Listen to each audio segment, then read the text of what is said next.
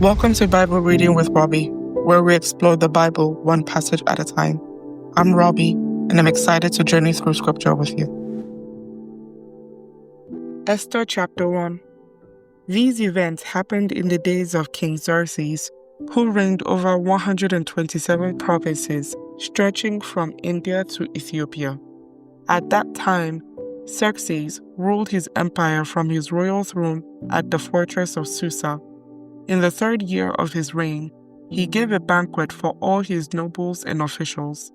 He invited all the military officers of Persia and Media, as well as the princes and nobles of the provinces. The celebration lasted 180 days, a tremendous display of the opulent wealth of his empire and the pomp and splendor of his majesty. When it was all over, the king gave a banquet for all the people, from the greatest to the least, who were in the fortress of Susa. It lasted for 7 days and was held in the courtyard of the palace garden. The courtyard was beautifully decorated with white cotton curtains and blue hangings, which were fastened with white linen cords and purple ribbons to silver rings embedded in marble pillars. Gold and silver couches stood on a mosaic pavement of porphyry, marble, mother of pearl, and other costly stones. Drinks were served in gold goblets of many designs, and there was an abundance of royal wine, reflecting the king's generosity. By edict of the king, no limits were placed on the drinking, for the king had instructed all his palace officials to serve each man as much as he wanted. At the same time, Queen Vashti gave a banquet for the women in the royal palace of King Xerxes. On the 7th day of the feast, when King Xerxes was in high spirits because of the wine, he told the 7 eunuchs who attended him, Mehuman, Biztha, Harbona, Bigtha, Abagtha, Zethar, and Carkas, to bring Queen Vashti to him with the royal crown on her head. He wanted the nobles and all the other men to gaze on her beauty, for she was a very beautiful woman. But when they conveyed the king's order to Queen Vashti, she refused to come. This made the king furious, and he burned with anger. He immediately consulted with his wise advisors, who knew all the Persian laws and customs, for he always asked their advice. The names of these men were Kashina, Shetar, Admathar, Tarshish, Meres, Marsina, and Memucan, 7 nobles of Persia and Media. They met with the king regularly and held the highest positions in the empire. What must be done to Queen Vashti, the king demanded. What penalty does the law provide for a queen who refuses to obey the king's orders, properly sent through his eunuchs? Memucan answered the king and his nobles, Queen Vashti has wronged not only the king, but also every noble and citizen throughout your empire. Women everywhere will begin to despise their husbands when they learn that Queen Vashti has refused to appear before the king. Before this day is out, the wives of all the king's nobles throughout Persia and Media will hear what the queen did and will start treating their husbands the same way. There will be no end to their contempt and anger. So if it please the king, we suggest that you issue a written decree, a law of the Persians and Medes that cannot be revoked. It should order that Queen Vashti be forever banished from the presence of King Xerxes, and that the king should choose another queen more worthy than she. When this decree is published throughout the king's vast empire, husbands everywhere, whatever their rank, will receive proper respect from their wives. The king and his nobles thought this made good sense, so he followed Memucan's counsel. He sent letters to all parts of the empire, to each province in its own script and language, proclaiming that every man should be the ruler of his own home and should say whatever he pleases. Esther chapter 2. But after Xerxes' anger had subsided, he began thinking about Vashti and what she had done and the decree he had made. So his personal attendant suggested, "Let us search the empire to find beautiful young virgins for the king. Let the king appoint agents in each province to bring these beautiful young women into the royal harem at the fortress of Susa. Haggai, the king's eunuch in charge of the harem, will see that they are all given beauty treatments.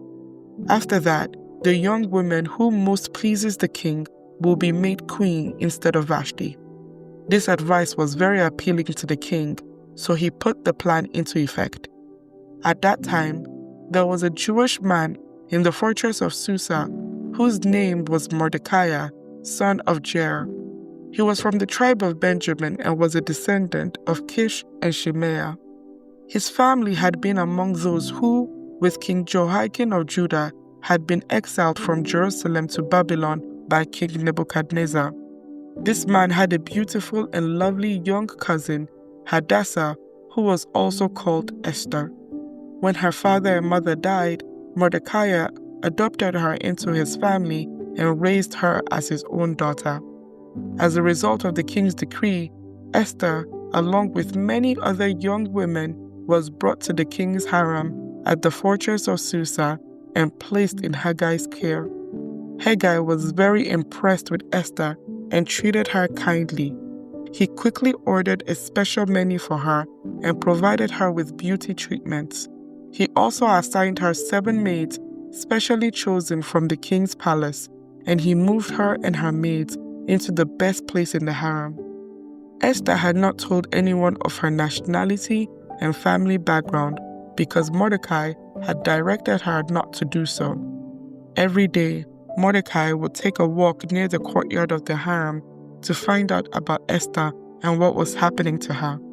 Before each young woman was taken to the king's bed, she was given the prescribed 12 months of beauty treatments, 6 months with oil of myrrh, followed by 6 months with special perfumes and ointments. When it was time for her to go to the king's palace, she was given her choice of whatever clothing or jewelry she wanted to take from the harem. That evening, she was taken to the king's private rooms, and the next morning, she was brought to the second harem where the king's wives lived. There she would be under the care of Shashgaz, the king's eunuch in charge of the concubines. She would never go to the king again unless he had especially enjoyed her and requested her by name. Esther was the daughter of Abihail, who was Mordecai's uncle. Mordecai had adopted his younger cousin Esther. When it was Esther's turn to go to the king, she accepted the advice of Haggai, the eunuch in charge of the harem. She asked for nothing except for what he suggested, and she was admired by everyone who saw her. Esther was taken to King Xerxes at the royal palace in early winter of the 7th year of his reign, and the king loved Esther more than any of the other young women. He was so delighted with her that he set the royal crown on her head and declared her queen instead of Vashti. To celebrate the occasion, he gave a great banquet in Esther's honor for all his nobles and officials, declaring a public holiday for the provinces and giving generous gifts to everyone. Even after all the young women had been transferred to the second harem and Mordecai had become a palace official, Esther continued to keep her family background and nationality a secret. She was still following Mordecai's directions, just as she did when she lived in his home. One day, as Mordecai was on duty at the king's gate, 2 of the king's eunuchs, Bigthana and Teresh, who were guards at the door of the king's private quarters, became angry at King Xerxes and plotted to assassinate him. But Mordecai heard about the plot and gave the information to Queen Esther. She then told the king about it and gave Mordecai credit for the report. When an investigation was made and Mordecai's story was found to be true, the 2 men were impaled on a sharpened pole. This was all recorded in the book of the history of King Xerxes' reign. Esther chapter 3. Sometime later, King Xerxes promoted Haman, son of Hammedatha, the Agagite, over all the other nobles, making him the most powerful official in the empire. All the king's officials will bow down before Haman to show him respect whenever he passed by, for so the king had commanded. But Mordecai refused to bow down or show him respect. Then the palace officials at the king's gate asked Mordecai, "Why are you disobeying the king's command?" They spoke to him day after day, but still he refused to comply with the order. So they spoke to Haman about this to see if he would tolerate Mordecai's conduct, since Mordecai had told them he was a Jew. When Haman saw that Mordecai would not bow down or show him respect, he was filled with rage. He had learned of Mordecai's nationality, so he decided it was not enough to lay hands on Mordecai alone. Instead, he looked for a way to destroy all the Jews throughout the entire empire of Xerxes. So in the month of April, during the 12th year of King Xerxes' reign, lots were cast in Haman's presence.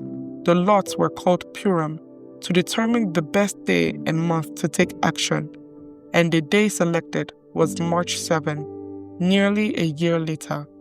Then Haman approached King Xerxes and said, "There is a certain race of people scattered through all the provinces of your empire who keep themselves separate from everyone else. Their laws are different from those of any other people, and they refuse to obey the laws of the king. So it is not in the king's interest to let them live. If it please the king, issue a decree that they be destroyed, and I will give 10,000 large sacks of silver to the government administrators to be deposited in the royal treasury." The king agreed, confirming his decision by removing his signet ring from his finger and giving it to Haman, son of Hammedatha the Agagite, the enemy of the Jews. The king said, "The money and the people are both yours to do with as you see fit." So on April 17, the king's secretaries were summoned, and the decree was written exactly as Haman dictated. It was sent to the king's highest officers, the governors of the respective provinces, and the nobles of each province in their own scripts and languages. The decree was written in the name of King Xerxes and sealed with the king's signet ring. Dispatches were sent by swift messengers into all the provinces of the empire, giving the order that all Jews, young and old, including women and children, must be killed, slaughtered, and annihilated on a single day. This was scheduled to happen on March 7 of the next year. The property of the Jews would be given to those who killed them. A copy of this decree was to be issued as law in every province and proclaimed to all the peoples, so that they would be ready to do their duty on the appointed day. At the king's command, the decree went out by swift messengers, and it was also proclaimed in the fortress of Susa. Then the king and Haman sat down to drink, but the city of Susa fell into confusion. Esther chapter 4. When Mordecai learned about all that had been done, he tore his clothes, put on burlap and ashes, and went out into the city, crying with a loud and bitter wail. He went as far as the gate of the palace, for no one was allowed to enter the palace gate while wearing clothes of mourning. And as news of the king's decrees reached all the provinces, there was great mourning among the Jews. They fasted, wept, and wailed, and many people lay in burlap and ashes. When Queen Esther's maids and eunuchs came and told her about Mordecai, she was deeply distressed. She sent clothing to him to replace the burlap, but he refused it. Then Esther sent for Hatak, one of the king's eunuchs who had been appointed as her attendant. She ordered him to go to Mordecai and find out what was troubling him and why he was in mourning. So Hatak went out to Mordecai in the square in front of the palace gate. Mordecai told him the whole story, including the exact amount of money Haman had promised to pay into the royal treasury for the destruction of the Jews. Mordecai gave Hatak a copy of the decree issued in Susa that called for the death of all Jews. He asked Hatak to show it to Esther and explain the situation to her. He also asked Hatak to direct her to go to the king to beg for mercy and plead for her people. So Hatak returned to Esther with Mordecai's message. Then Esther told Hatach to go back and relay this message to Mordecai. All the king's officials and even the people in the provinces know that anyone who appears before the king in his inner court without being invited is doomed to die unless the king holds out his gold scepter. And the king has not called for me to come to him for 30 days. So Hatach gave Esther's message to Mordecai. Mordecai sent this reply to Esther: "Don't think for a moment that because you are in the palace, you will escape when all other Jews are killed. If you keep quiet at a time like this, deliverance and relief for the Jews will arise from some other place, but you and your relatives will die. Who knows if perhaps you were made queen for just such a time as this?" Then Esther sent this reply to Mordecai: "Go and gather together all the Jews of Susa and fast for me. Do not eat or drink for 3 days, night or day. My maids and I will do the same. And then, though it is against the law, I will go in to see the king. If I must die, I must die." So Mordecai went away and did everything as Esther had ordered him. Esther chapter 5. On the 3rd day of the fast, Esther put on her royal robes and entered the inner court of the palace, just across from the king's hall. The king was sitting on his royal throne, facing the entrance. When he saw Queen Esther standing there in the inner court, he welcomed her and held out the gold scepter to her. So Esther approached and touched the end of the scepter. Then the king asked her, "What do you want, Queen Esther? What is your request? I will give it to you, even if it is half the kingdom." And Esther replied, "If it please the king, let the king and Haman come today to a banquet I have prepared for the king." The king turned to his attendants and said, "Tell Haman to come quickly to a banquet, as Esther has requested." So the king and Haman went to Esther's banquet. And while they were drinking wine, the king said to Esther, "Now tell me what you really want. What is your request? I will give it to you, even if it is half the kingdom." Esther replied, "This is my request and deepest wish. If I have found favor with the king, and if it pleases the king to grant my request and do what I ask, please come with Haman tomorrow to the banquet I will prepare for you. Then I will explain what this is all about." Haman was a happy man as he left the banquet. But when he saw Mordecai sitting at the palace gate, not standing up or trembling nervously before him, Haman became furious. However, he restrained himself and went on home.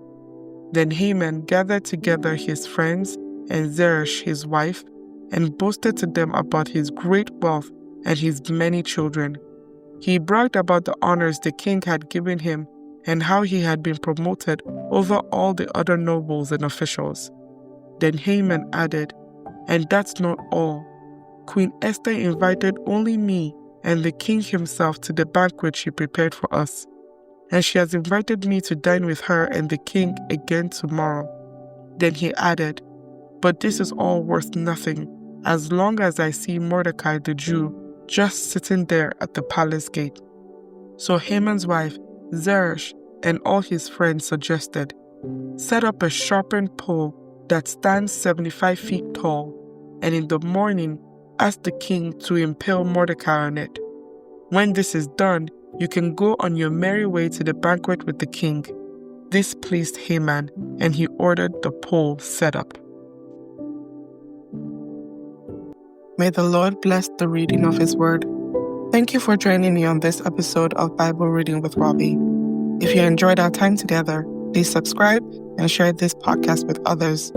Join us next time as we continue on our journey through Scripture. Until then, stay blessed.